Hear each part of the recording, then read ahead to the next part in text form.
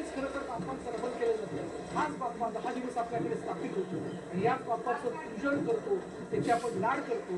त्याच्या लाडाबरोबरच आपण देखील स्वतःचे लाड करून घेतो. त्याच्याबरोबरीनेच आपण मोदकांचं देखील सेवन करतो. हा प्रसाद गोड मानून आता बाप्पा 10 दिवसाच्या पाहुणचारानंतर विसर्जन स्थळाच्या दिशेने निघाले. आतिषबाजी जी आहे ती मुंबईमध्ये केली जाते.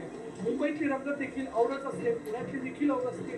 प्रत्येक ठिकाणची एक विसर्जनाची खासियत आहे, सोहळ्याची खासियत आहे, प्रथा आहे, परंपरा आहे. आणि या सगळ्या प्रथा परंपरातून या वैविध्यातनं रंगारंग सोहळ्यातनं आपल्या बाप्पाला आपण निरोप देतो आणि हा बाप्पा देखील आपल्याकडे निरोप देतो. अर्थातच गणपती बाप्पा मोरया आणि पुढच्या वर्षी लवकर या. आणि लवकर येत असताना पुढल्या वर्षी देखील सखल सुफल आणि सगळ्यांकरता यशस्वी राहू दे. हे वर्ष देखील तू आम्हाला ऊर्जा देत गेला आणि अशाच पद्धतीने ऊर्जा देत राहा, हीच भावना प्रत्येक भाविक बाप्पांच्या चरणी व्यक्त करतो.